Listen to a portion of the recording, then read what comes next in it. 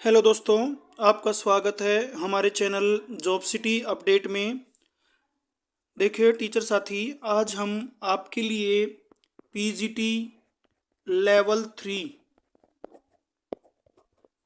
2023 CDP के question लेके आए हैं। एक बार फिर से रिपीट कर देते हैं। जो ये क्वेश्चन पेपर है पीजीटी लेवल 3 का 2023 के अंदर पूछा गया क्वेश्चन पेपर है ये, और इसका सीडीपी वाला सेक्शन हम करने वाले हैं। तो क्वेश्चन नंबर 1 देख लेते हैं। सामाजिक रूप से वंचित बच्चों के लिए किस प्रकार की शिक्षा उपयुक्त होती है? तो इसका आ जाएगा हमारा भाई ऑप्शन नंबर 3, समावेशी शिक्षा। अब हम बात कर लेते हैं भाई क्वेश्चन नंबर सेकंड की। Which of the following statement is correct regarding adolescence under Erikson psycho social development theory? जो इरिक्शन की साइक्लो सोशल डेवलपमेंट थ्योरी है उसके अनुसार कौन सी चीज़ इनमें से सही है?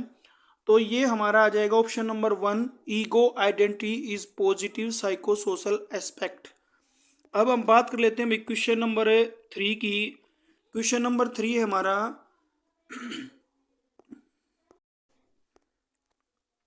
विच ऑफ द फॉलोइंग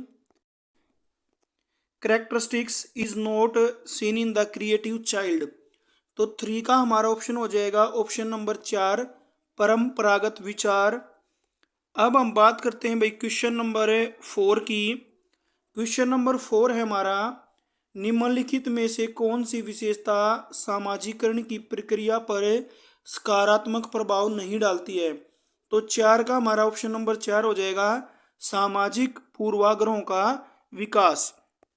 तो जो भी टीचर साथी हमारे चैनल पे नए जुड़े हैं वो हमारे चैनल को सब्सक्राइब कर लें और वीडियो को लाइक कर दें और ज़्यादा से ज़्यादा दोस्तों में आप शेयर कर दें।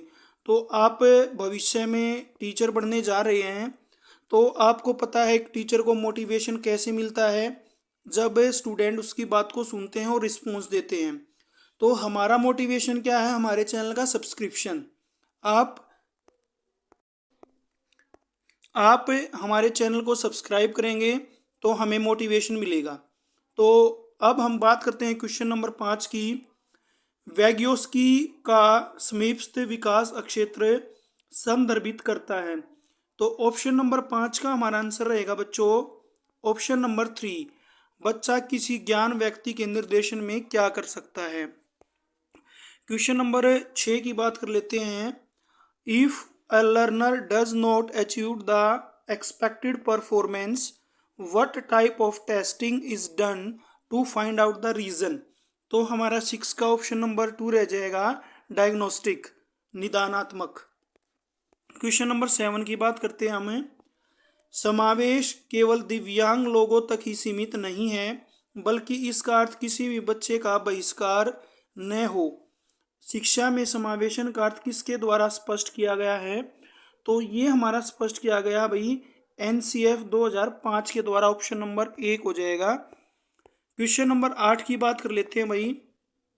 क्वेश्चन नंबर 8 है हमारा, वृद्धि एवं विकास यानी कि ग्रोथ और डेवलपमेंट में कौन कौन से चेंजेज होते हैं? तो ये हमारा शरीर के आकार में परिवर्तन बिल्कुल ठीक रहेगा, अनुपात में भी परिवर्तन होता है भाई, पुराने लक्षण। तो ये ऑप्शन नंबर 4 हो जाएंगे हमारे। तो ये हमारा जो एमसीक्यू है इसका आंसर नंबर 4 आ जाएगा। ए बी सी डी चारों के चार ऑप्शन ये सही हैं भाई हमारे।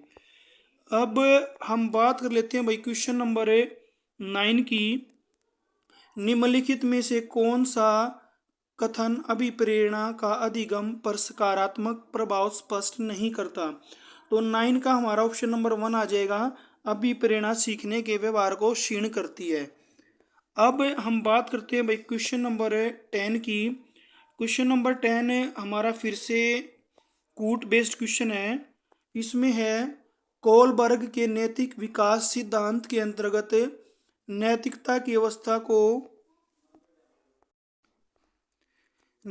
की अवस्थाओं को उनके स्तर से सम्मिलित कीजिए।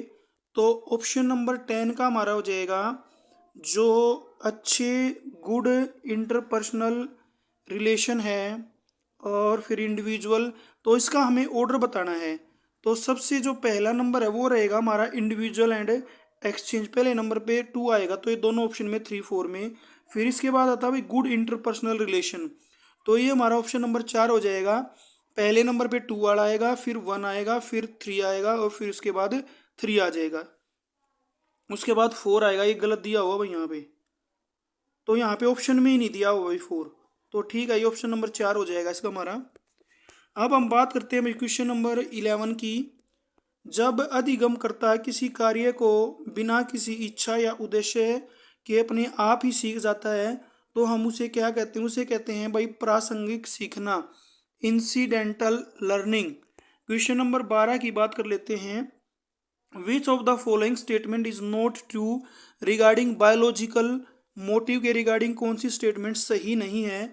तो 12 का हमारा ऑप्शन नंबर 4 आ जाएगा। They are not related with homeostasis in individual. अब हम बात करते हैं भाई क्वेश्चन नंबर 12 की बात कर लेते हैं। क्वेश्चन नंबर 12 में है हमारा, क्वेश्चन नंबर 12 हो गया था, हम क्वेश्चन नंबर 13 की बात करते हैं। कूट से रिलेटेड क्वेश्चन है। निम्नलिखित में से कौन सी परीक्षाएं सतत और व्यापक मूल्यांकन पर आधारित है? तो ये हमारी रहने वाली हैं भाई लिखित भी, मौखिक, व्यवहारिक और प्रायोगिक, सारी की सारी हैं भाई। ऑप्शन नंबर 4 आ जाएगा 13 का। अब हम बात करते हैं भाई क्वेश्चन नंबर 14 की। निम्नलिखित में से कौन सा कथन बुद्धि प्रशिक्षणों के संदर्भ में सही नहीं है? तो 14 का हमारा ऑप्शन नंबर 3 हो जाएगा। अशिक्षित व्यक्ति निष्पादन परीक्षण नहीं कर सकते। क्वेश्चन नंबर 15 की बात कर लेते हैं। निम्न में से कौन सा युग्म गिलफेर्ड के त्रिआयामी बुद्धि, देखो भाई जो गिलफेर्ड का त्रिआयामी सिद्धांत है ना, इसमें से क्वेश्चन तीनों लेवल पे आया हुआ है। लेवल 1 में भी आया हुआ है, लेवल 2 में भी आया हुआ है, लेवल 3 में भी आया हुआ है। तो जो ये गिलफर्ड के सिद्धांत है ना, अभी इनको बिल्कुल रट लेना अच्छे से, ठीक है। तो क्वेश्चन नंबर 15 का ऑप्शन हमारा क्या रहने वाला है? 4 रहने वाला है। संबंध का विषय वस्तु के साथ कोई रिलेशन नहीं है। तो जल्दी से जल्दी भाई वीडियो को लाइक कर दो, शेयर कर दो और चैनल को सब्सक्राइब कर दो। सब्सक्रिप्शन ही हमारे लिए मोटिवेशन है भाई। क्वेश्चन नंबर 16 की बात करते हैं। निम्नलिखित में से कौन सी बाल केंद्रित अधिगम दृष्टिकोण की प्रमुख विशेषता नहीं है? तो 16 का ऑप्शन नंबर 2 रहने वाला है, एकल शिक्षण मार्ग। क्वेश्चन नंबर 17 की बात कर लेते हैं। According to Bandura which is not inter related process of observational training. तो क्वेश्चन नंबर 17 का आंसर हमारा रहने वाला है ऑप्शन नंबर 4, कंजक्शनल प्रोसेसेस, संयोजनात्मक प्रक्रियाएं। अब हम बात कर लेते हैं क्वेश्चन नंबर 18 की। According to Bandura social learning theory what is called when a person learns the same behavior by observing and repeating behavior of others? तो क्वेश्चन नंबर 18 का आंसर हमारा हो जाएगा option number 3, modelling. Question number 19 की बात कर लेते हैं। स्टर्नबर्ग के त्रितंत्र सिद्धांत के अंतर्गत घटकीय बुद्धि में से कौन सा उपघटक सम्मिलित नहीं है? तो ये हो जाएगा हमारा 19 का ऑप्शन नंबर 2, प्रयोगात्मक घटक। तो स्टर्नबर्ग का भी तकरीबन हर पेपर में आया हुआ है भाई, तीनों लेवल में, इसको भी अच्छे से रट लेना आप। क्वेश्चन नंबर 20 की बात करते हैं। एक अधिगम नियोक्ता जो अंक गणितीय कौशल के अधिग्रहण को प्रभावित करती है, यानी कि मैथ से रिलेटेड संबंधित डिजीज है ये, तो ये हमारी क्या आ जाएगी भाई? कैलकुलेशन में गलती है तो ये आ जाएगी डिसकैलकुलेटिया। ऑप्शन नंबर 1 हो जाएगा। अब हम बात करते हैं 21वें की। तो 21वां जो हमारा है वो रहने वाला है फ्रायड के मनोलैंगिक विकास सिद्धांत की 5 अवस्थाओं के सही क्रम का हमने चयन करना है। तो 21 का हमारा ऑप्शन नंबर 3 रहने वाला है। पहली हमारी ओरल स्टेज होती है, फिर एनल स्टेज होती है, फिर फैलिक स्टेज होती है, लेटेंसी स्टेज होती है और जिनेंटल स्टेज होती है। ये स्टेज हमारा सही ऑर्डर है भाई। अब हम बात कर लेते हैं भाई क्वेश्चन नंबर 22 की। क्वेश्चन नंबर 22 है, पेवलाव के शास्त्रीय अनुबंधन अधिगम सिद्धांत के अनुसार स्वाभाविक व अनुबंधित उद्दीपकों के प्रस्तुतिकरण का कौन सा कालिक क्रम सीखने को सर्वाधिक प्रभावित करता है? तो 22 का आंसर हमारा रहने वाला है विलंबित सबसे ज्यादा प्रभावित करता है, ऑप्शन नंबर 2। क्वेश्चन नंबर 3 पियाजे से रिलेटेड है। पियाजे से संबंधित थ्योरी भी बहुत ज्यादा इंपॉर्टेंट है। पियाजे से 1 या 2 क्वेश्चन हर बार देखने को मिलता है। पियाजे के संज्ञानात्मक विकास सिद्धांत की किस अवस्था में अमूर्त चिंतन तथा सामान्यकरण का सिद्धांत विकसित हो जाता है? तो 23 का ऑप्शन हमारा रहेगा ऑप्शन नंबर 4, औपचारिक सक्रियात्मक। पियाजे का भी बहुत इंपॉर्टेंट है भाई, 1 से 2 क्वेश्चन हर पेपर में देखने को मिलता है। क्वेश्चन नंबर 24, प्रतिभाशाली विद्यार्थियों के लिए निम्नलिखित में से कौन सी शैक्षिक व्यवस्था नहीं की जानी चाहिए? तो 24 का ऑप्शन नंबर 4 रहेगा संवर्धन कार्यक्रम, इनरिचमेंट प्रोग्राम। क्वेश्चन नंबर 25 की बात कर लेते हैं। निम्नलिखित में से कौन सा समावेशी शिक्षा का एक सिद्धांत नहीं है? तो ऑप्शन नंबर ए आ जाएगा पृथकीकरण का सिद्धांत, principle of segregation. Question number 26 की बात कर लेते हैं। Which of the following way does not support the learning according to individual difference? तो 26 का ऑप्शन हमारा ए रहने वाला है लार्ज ग्रुप ऑफ स्टूडेंट्स, विद्यार्थियों का बड़ा समूह। क्वेश्चन नंबर 27 की बात कर लेते हैं भैया हमें। Which is not a role of educational institution in addressing the needs of children with special needs?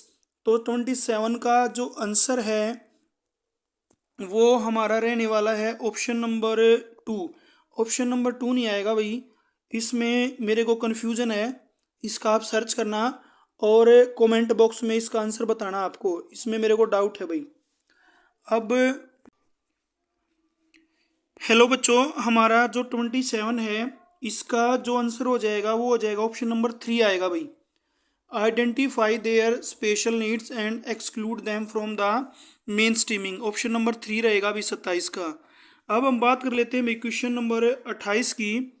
Question number 28 है निम्नलिखित में से कौन सा कथन विकास के संदर्भ में सही नहीं है? तो ये ऑप्शन नंबर 2 हो जाएगा। प्रारंभिक विकास की तुलना में बाद का विकास अधिक गंभीर होता है, 28 का ऑप्शन नंबर 2।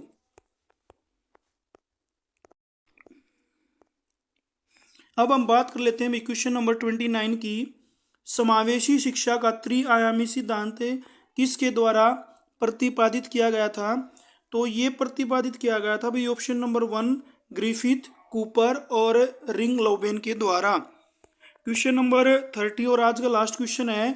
तो ये क्वेश्चन करने से पहले जिन भी टीचर साथियों ने हमारे चैनल को सब्सक्राइब नहीं किया है वो चैनल को सब्सक्राइब कर लो, क्योंकि आप भी एक अच्छे अध्यापक हो और आपको पता है एक अध्यापक आपसे क्या रिक्वेस्ट कर रहा है, एक सब्सक्रिप्शन की, क्योंकि इसी से हमारा मोटिवेशन बढ़ता है दोस्तों। ठीक है, अब हम 30 का क्वेश्चन कर लेते हैं, आंसर कर लेते हैं।